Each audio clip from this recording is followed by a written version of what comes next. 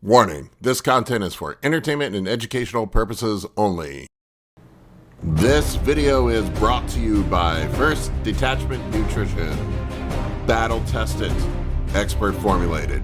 Use discount code AB10 at checkout for 10% off.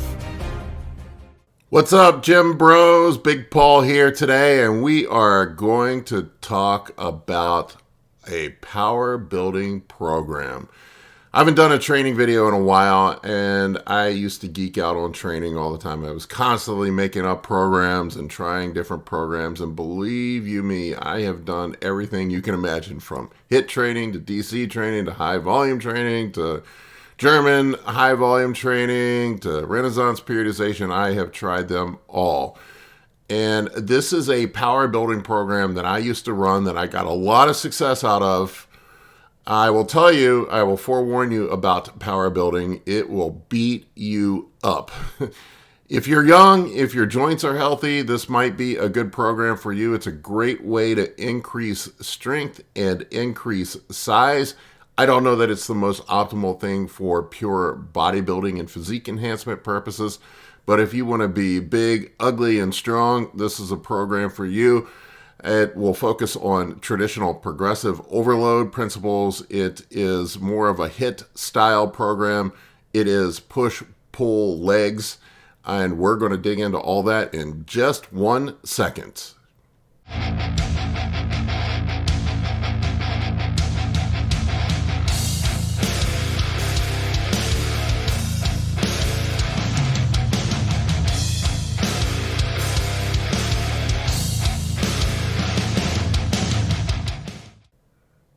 All right, gym bros. So this is an old school power building program. You're going to get strong. You're going to put on some size with this. I ran this style of program all throughout my 20s and early 30s. I did DC training for a good bit of the time, and then I switched to sort of this style of training, which is a hybrid of DC. Probably more volume than what you would have in a DC training. There's not all the rest pauses and stuff like this. I also did this when I first came back to the gym in my mid-40s, and I quickly discovered that my joints and connective tissue cannot handle this style of training like I could when I was in my 20s. So be forewarned, you old guys. If you want to try it out, do it at your own risk. It is going to beat you up. Now, you young dudes, if you want to get strong and nasty, this is the way to go. It is a traditional progressive overload program. We are going to be focusing on smashing the logbook every time we go into the gym. So you do need to log your workouts. I will tell you that. This is a DC training principle that I cannot emphasize enough for you young guys, that you need to be smashing the logbook. You need to be progressing your weights, progressing your reps, in beating that logbook every week. And that is the surest indicator of making progress in this style of program. So typically the way it works, you're going to have a prescribed rep range on your PR sets. There are going to be certain exercises, typically compound movements, that you are going to strive to progress from week to week. And on those exercises, you're going to have a prescribed rep range. Let's say, for example, 5 to 8 reps. It's going to be heavy. That's typically what we're going to do on our big compound movements. And each week you're going to try to progress in some form. So this week you might be doing 5 reps on your bench press at 225 pounds. Next week you might be doing 6 reps. The following week you might be doing 7, and then you hit 8. And when you hit 8, you add another 5 pounds to the bar. Dante Trudel used to always say that the 2.5 pound plate was your best friend in the gym. So the 2.5 pound plate is what we're going to use to incrementally progress the weights as we move up the scale with the weight challenge here. 2.5 pound plate, that's all you need to do. So let's say you progress your bench press 5 pounds every month. That would theoretically be 60 pounds in a year. That is tremendous progress. Most people don't progress their bench that much in a year, so that's probably an unrealistic expectation. But this is progressive overload. This is beating the logbook. This is doing that style of program. So let's talk about exercise form for this progressive overload power building style program. Form is critically important here, guys.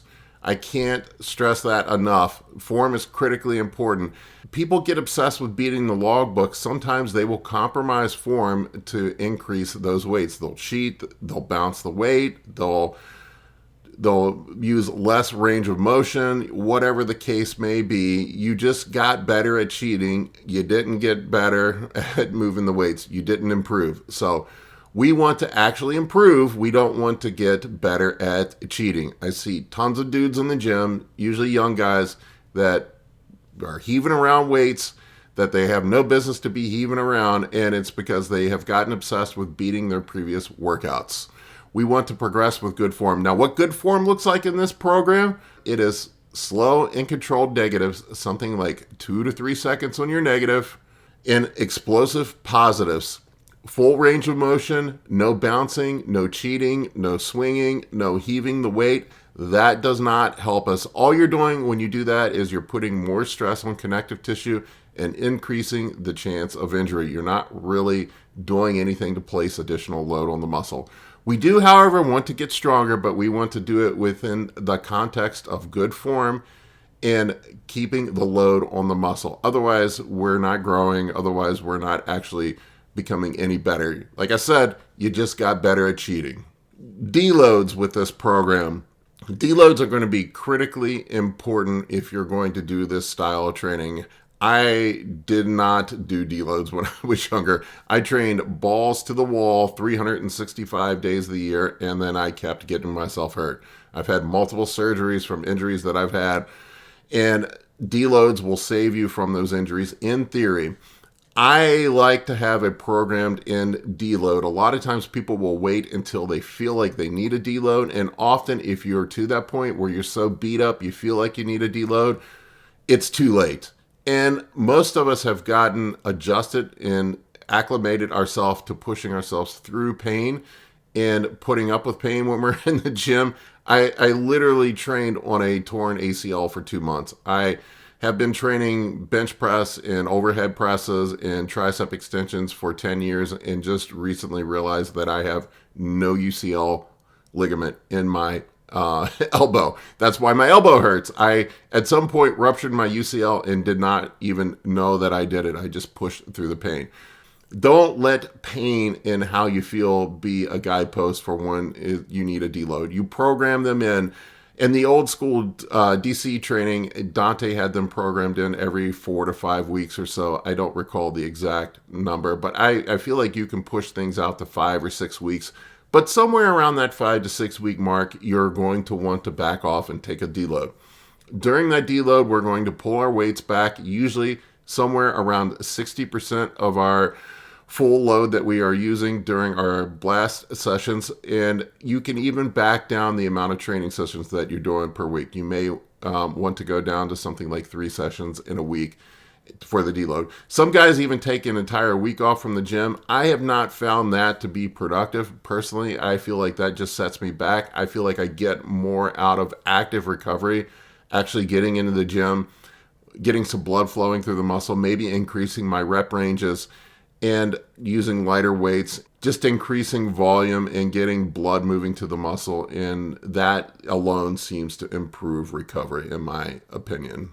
So how the workout split works with this setup. I do push, legs, pull. I know some people do PPL, push, pull, legs. I sandwich legs in the middle so we're not running upper body on back-to-back training days. That gives us a break.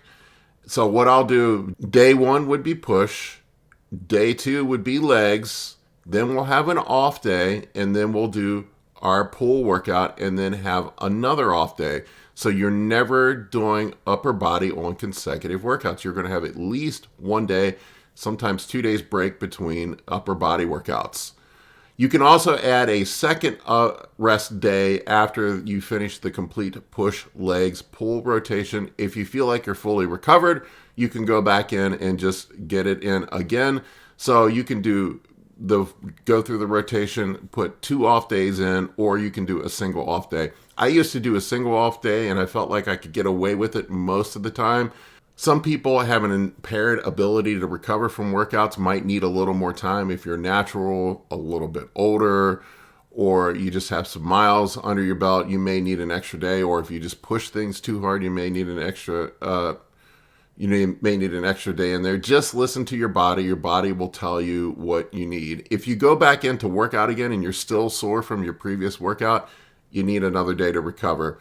So if you push things and you do the one rest day between the cycle, you essentially end up working out everything twice in a 10-day period of time. I'm going to have a free copy of this program up on my website if you want to download it. All you need to do is give up your email address. I promise not to spam you too much. Whenever I do send out emails, it's usually pertinent information. It'll be an article or about a program that I have coming out. I try to limit the marketing stuff to absolute minimum. I'm not going to spam you. So I feel like the price of an email address is not much to ask for me putting this document out there for you to have. So if you want it, you can download it from my website. I'll put a link in the video description below. So the way the workouts are structured, there'll be a legend on the workout program I'll show here. Red indicates a PR set. This is a set that we're going to go to absolute failure and try to progress from week to week. This is our progressive overload set. Black sets are not going to go to failure. These are more focusing on feeling the muscle, mind-muscle connection, pump sets, whatever you want to call them. There's also going to be purple sets in there, which are supersets. Those are also just pump metabolic work as well. And they're going to be blue sets, which are our warm-up sets. We're going to use those to get everything loose before we progress into our workout. Additional warm-up sets, as far as they go, you won't need a whole lot. On your big compound movements, you're probably going to need to pyramid up to your maximum weight. So for example, if you're squatting 405 pounds, you're not going to just go straight to the 405 and put that on the bar. You're going to work your way up to it. So usually how I would do a warm-up would be maybe 8 reps with 135, something like 5 reps with 225, and then maybe just like a couple, 2 or 3 reps with 315. And then I'll do my working set with 405. I don't want to expend a ton of energy on the warm-up sets, but it's just enough to get me loose, get my mind ready for the sets, have a neurological connection with the weight, getting things ready to go to perform on the actual working set. On some of the auxiliary exercises like flies and dumbbell lateral raises and crap like that, you probably don't even need to warm up at all. You can just jump straight into your working set. Long story short, for the warm-up sets, just do what you feel like you need to do to be ready to do your optimal working set. That's all you need. Don't overthink it. In regards to rest periods between sets, you don't need a ton of rest, but just listen to your body. I see these guys in the gym that have their stopwatch out and are, measuring how much time they're taking between sets. I don't get that anal with it. I feel like that does not really add any value or growth. So things like that don't add any value or growth to your workout, I just don't even bother with doing. So measuring the time between sets is more than likely a wasted effort. Just don't do it. Just go when you feel ready. Your body will tell you when you're ready to do an optimal set. I would say wait long enough to where you can get the maximum rep range, but don't go so long that you're getting cold. So the workouts themselves, we are going to split them in A and B workouts. This is sort of a DC method. Actually, on the original DC training, I believe it was split into A, B, and C workouts. So you would have 3 different workouts with 3 different exercises you are going to progress. Mainly here, we are going to do it just so we can hit body parts from different angles and focus on different body parts through different workouts. So we're going to have an A and a B split on every body part. The push A workout is going to be focused on lower pecs and side delts. The legs A workout is going to be focused on quads. Primarily, there's going to be some hamstring work and calves in there as well. Your pull A workout is going to be focused on back thickness, which means we're going to concentrate on rowing movements. The push B workout is going to be focused on upper pecs and rear delts. The legs B workout is going to be focused on adductors and glutes and hamstrings primarily. And the pull B workout is going to be focused on back width, which is primarily going to be pull down movements. So the push A workout, which is lower pecs and side delts, we are going to start off with a warm up of the pec deck machine. The machine, it's the one with the arms that extend straight out in front of you. I think Hammer Strength makes it. It's not the one that goes like this. It's the one where your arms are straight out in front of you. We are going to do front pec flies, and we're going to do rear flies for our delts. Mainly it's just to get our shoulders warmed up, get our shoulder joint loosened up. It's 20 reps both ways, 3 sets. Don't overthink it. Don't feel like you have to progress it. This is purely just to get your shoulders loosened up. Don't put a ton of weight on it. It's just to get things moving. Our first PR progressive overload set is going to be flat barbell bench press. I will give you the warning. Flat barbell bench press is where I have seen most of the catastrophic injuries in the gym that I've seen with bodybuilders. I don't do flat bench presses anymore. To me, they're not worth the risk. But if you're a young guy, you can certainly go at them. You could sub this out for flat dumbbell bench if you want, but this is a flat barbell press that we have in here that's going to be our PR set. So what we're going to do, we're going to go through our warm-ups. We're going to work up to our PR set, which is in a 5 to 8 rep range. And just like we described earlier, we're going to progress the weights or progress the reps from week to week. And as we hit our target top end of the rep range, then we add more weight to the bar, usually 5 pounds.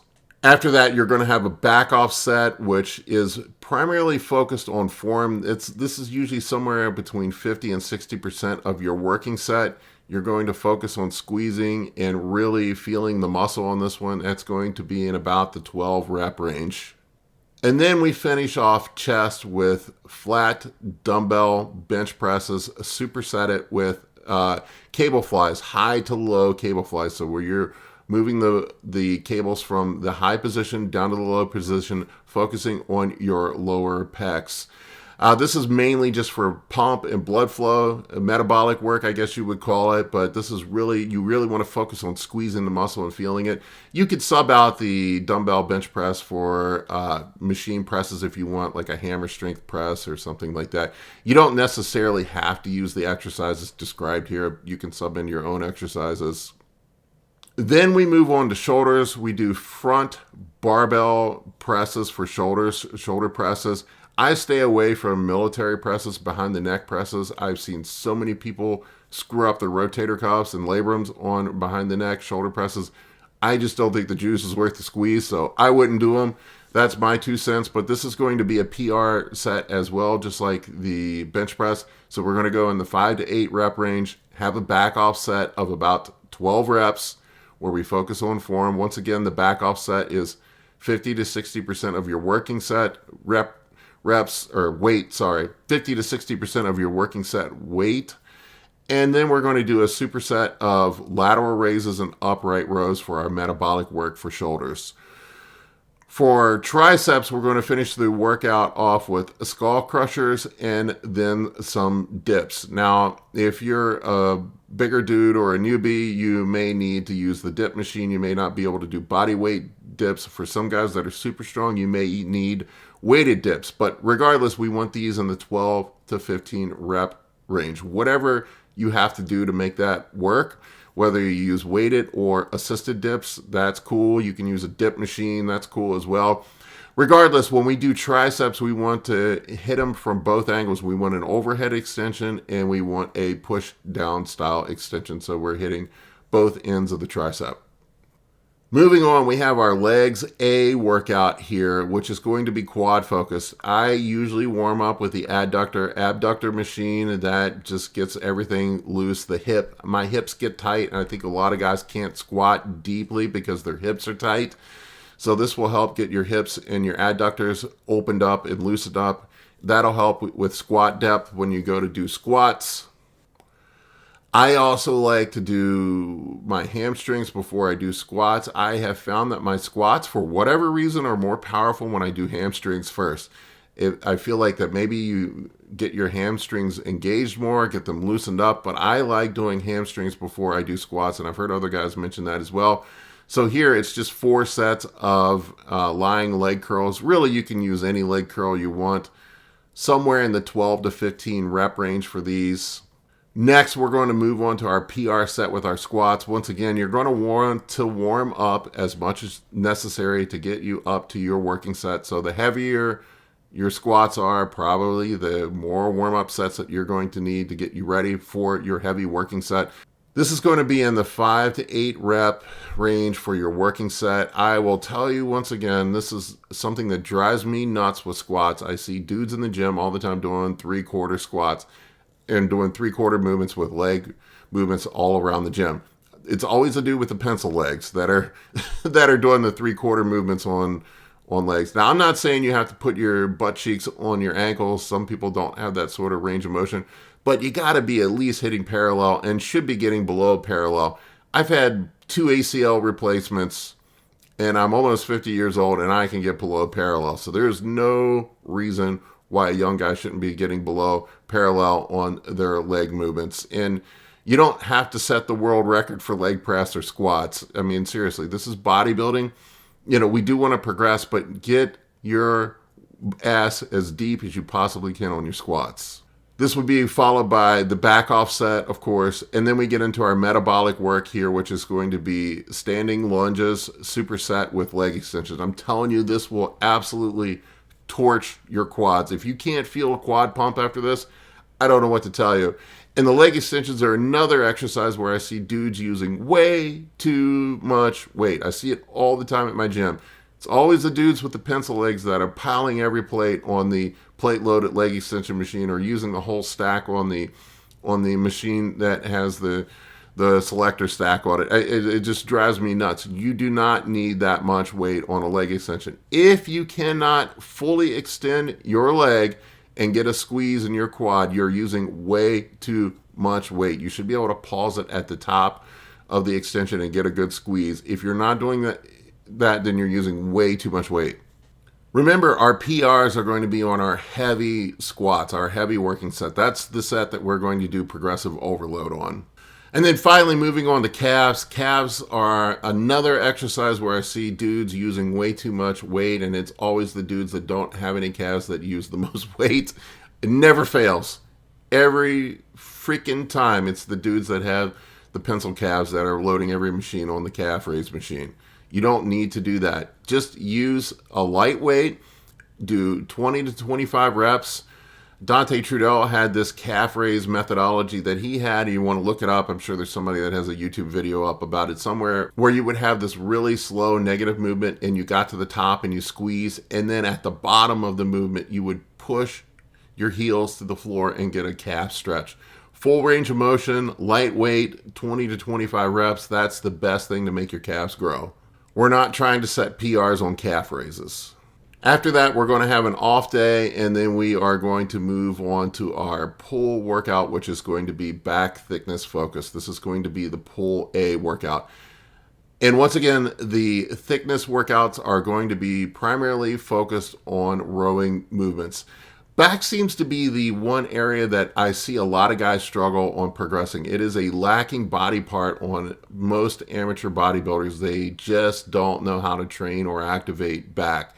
And it's usually because crap form on rowing movements, or they just make poor choices on rowing movements. I see a lot of guys get focused on these silly ass one-arm rowing movements where you're not using any weight, you're using the cable stack, and they just don't do crap. If you want a big back, you got to move some heavy weight around. That's just what I've seen. You got to move some heavy weight around with heavy barbell rows. I've never seen anything that will grow your back like heavy barbell rows or heavy dumbbell rows. Now, once again, you got to make sure you're actually activating your lats and activating your back when you do it. I see a lot of dudes that just row with their arms, but you have to think about pulling with your elbows. If you want to check it out, John Meadows has some videos up. Rest his soul. God rest his soul. But John has some great videos up about using your elbows to pull with when doing back movements and how to activate your lats. Check it out. It's a really good video on how to have proper back form. So on the pull A day, I like to warm up with some pullovers. You could do machine or dumbbell pullovers. I kind of like the dumbbell pullovers for warm-ups. I don't like them for active sets, but I like them for warm-ups because they get you a really good stretch. We're just trying to stretch out the shoulder girdle here and just get some range of motion going before we move into our exercises. I like to start off with barbell rows. After that, heavy ass barbell rows with good form. You can be explosive on the positive and control the negative. You can do them overhanded or underhanded. There are two options. I know Dorian Yates used to do underhanded rows. I will say this, that the underhand rows, I believe, at least this is my belief, that they carry a higher risk of bicep tears. I think maybe that's what Dorian tore his bicep on. Don't quote me on that, but I have heard of people tearing their biceps on barbell rows, doing them underhanded. Same thing with deadlifts, doing the over-under grip. I've seen guys tear biceps on deadlifts doing the over-under grip. So with the barbell rows, we are going to do a heavy balls out set of 5 to 8 reps, and then a back off set where we'll tighten our form up a little bit and then go to the 12 reps. With the barbell rows, you can get a little sloppy with the barbell rows. You can heave those a little bit and get some stuff out of them as long as you're contracting with your back. We'll follow that up with conventional deadlifts. I like to do my rows before deadlifts, so I'm sort of pre-exhausting my upper back and getting, so the deadlifts end up being more back thickness focused.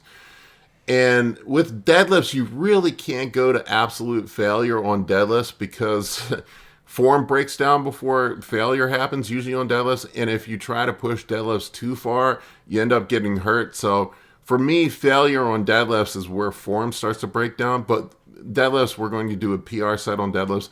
No back off set on deadlifts. I feel like high rep deadlifts are just asking for a lower back injury.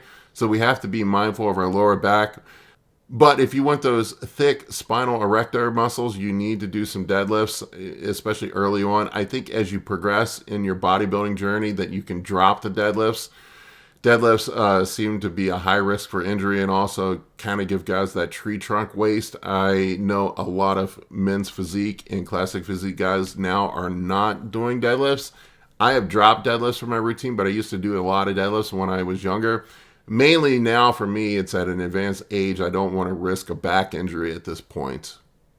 After deadlifts, usually I just rip out a couple quick sets of barbell shrugs. This is another thing that guys get stupid on barbell shrugs and try to set the world record and do way too much weight. You don't need a ton of weight on barbell shrugs. Just pop a couple plates off your deadlift. You already got the bar there and just do some barbell shrugs with the bar. I like to finish off my back thickness workouts with seated cable rows. They're one of my favorite back exercises, although you can never seem to get on them at the gym. Everybody is on the damn cable rows. But I find cable rows to be really, really good exercise to finish off your back with. This is going to be a great back thickness workout. After that, we have our biceps. I mean, really with biceps, you can pick up any exercise that you like. If we're going to do an old school program, you're probably going to want to do barbells and dumbbells. So usually like easy bar curls. I don't like straight bar curls. They really seem to put a lot of tension on the tendons in your elbow, and it just I don't get much out of them. I like the easy bar curls and then dumbbell curls with those as well. Hammer curls specifically because they hit, I believe it's the brachialis. I always get those two mixed up, but I like hammer curls to finish off my bicep workout with.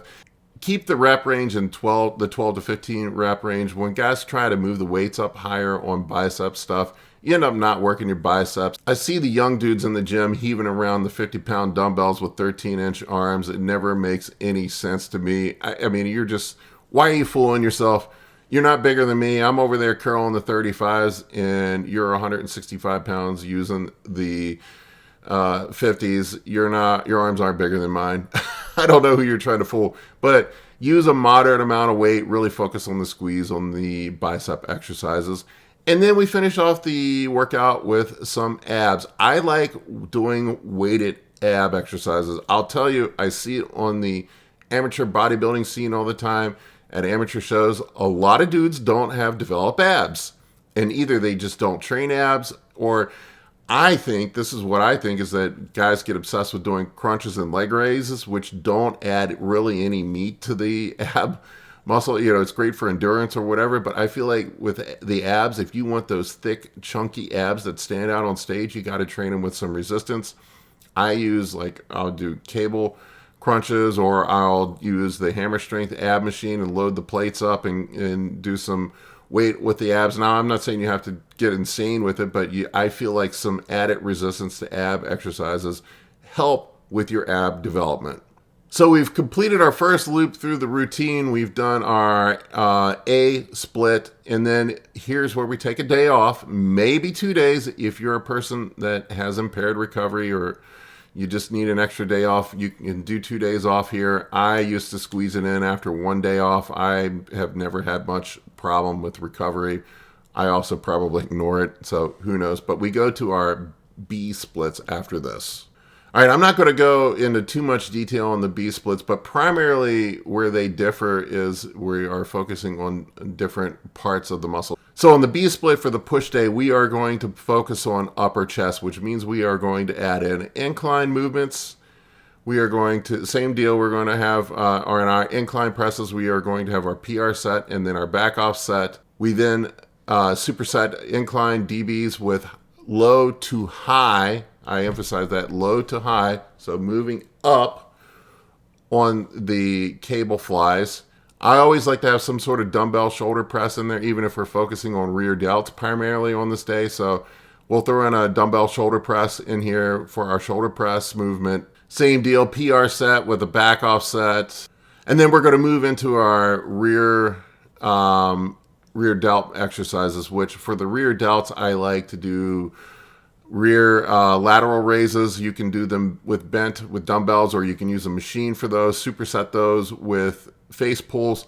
I do my face pulls a little bit differently. I use them to focus primarily on rear delts. I think I have some videos up somewhere showing how to do that, but I can record another video at some point to show you how to do that. And then the same deal with triceps again. We'll finish off with a tricep workout with some sort of overhead extension and then some sort of press down movement. So on this day, I have French presses overhead with the dumbbell and then a cable press down. Moving on to our leg B workout, which is going to be adductor and primarily glute focused. Same deal again. We start off with our adductor abductor machine to get our hips loosened up. And then we move on to hamstrings. I like supersetting the stiff-legged dumbbells, deadlifts with the leg curls. You'll notice that on this second loop through, we don't do deadlifts. We only do deadlifts barbell deadlifts every other workout. So we are not running deadlifts back to back with our stiff-legged deadlifts. So we never want to run those back to back. So I alternate weeks.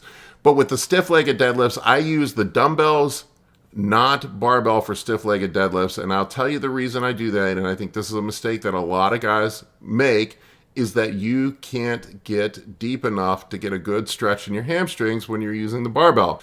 But I just don't think you can get enough extension with the barbell deadlifts, and they're clumsy in the position in which you have to hold them. I just don't think there's enough range of motion there to be effective with stiff-legged deadlifts with a barbell. I prefer the dumbbell for stiff-legged deadlifts. Those are going to be superset with some sort of leg curl.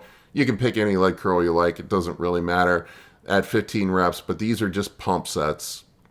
For our PR movement, we are going to do high and wide leg press. I'll be honest, I debated whether even to make this a PR movement or not, because I see so many dudes at the gym that are trying to set the world record on leg press by loading every damn plate in the gym on the leg press and trying to impress somebody. I know they're not impressing me, but I don't know who they're trying to impress. You know, maybe some girl or a potential girlfriend. I don't know, but it's utterly idiotic, the stuff that I see that goes on the leg press machine. So don't get overly focused on adding more plates. Now, you should progress the leg press where you can. On these high and wide leg presses, you want your feet up at the very top of the platform on the leg press with your feet angled out wide. We're going to use that for our adductors, glutes, and hamstrings. This is going to shift focus to that region of our legs. Remember, this is an adductor day, but don't be the idiot that's trying to set the world record on leg press. Nobody's impressed by you putting every plate in the gym on the leg press. Don't be that moron, okay? So we're going to do our PR set in the 5 to 8 rep range there, and then we move on to our back off set, which is more like 15 reps. After that, we are going to superset hip thrust with split squats. Honestly, you could use anything that you want it here for the glute movement. If you have a glute blaster machine or whatever you want. I neglected glutes earlier on in my bodybuilding journey. I thought that was just stuff that girls did. And I'll be honest with you. And I didn't do them. And then I got on stage and I realized that I had no ass. So the judges told me I needed to bring up my glutes and hamstrings. So really, even if you are a dude, unless you have a giant booty, you should probably throw in some glute training in there. I have the skinny white guy butt. So you definitely need to do some glute training in there as well. And then we finish off with our calf raises again. I don't need to repeat myself on this one. Just be sensible with them. You don't need to put every plate in the gym on the calf raises. It's not a PR set. Next, we have another off day, and then we move on to our pull workout that is going to be width focused. And a width focused pull workout is going to be pull down movements. We're going to be doing vertical pulling instead of horizontal pulling like we do with rows. So this is going to work on lat width, and this is going to be things like narrow grip pull downs, etc. I usually like to start off this workout with Dante rows. If you don't know what Dante rows are, do a YouTube search on it. I'm sure somebody will have a video on how to do them. I like those to get my lats opened up and loose. And then I move on after that to chins. And it really depends on where you're at in your bodybuilding journey with chin ups, whether you can do weighted or you need assisted or you're just doing body weight. But be sensible about it. These are going to be 3 sets to failure, essentially, with chins. I usually try to keep the reps somewhere in the 8 to 10 rep range. And if I can't get more than that, then I will use the assisted machine. If I can do more than that, then I'll strap a plate onto my weight with a belt and a chain. It just really is relative. I have stopped doing chins because I tore my labrum doing chins, weighted chins more specifically, and now my shoulder pops out of socket when I do chins, so I can't do chins anymore.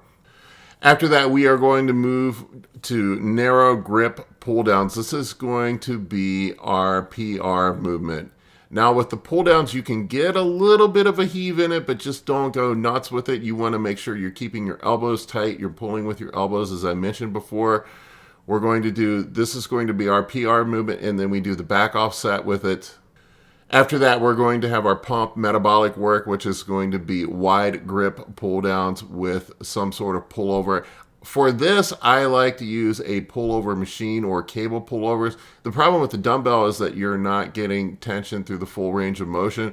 With the dumbbell pullover, you're only getting it at the fully extended portion of the movement, which is fine for warming up when you're trying to stretch out, but when you're actually trying to do some sort of effective workout through full range of motion, I don't find it very productive.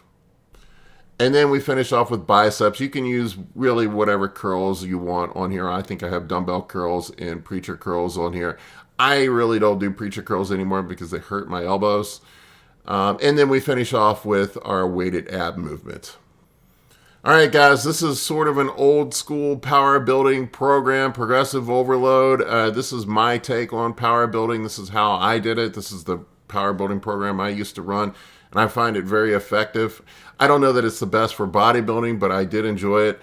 Before we wrap up here, I want to give a shout out to my sponsor, First Detachment Nutrition.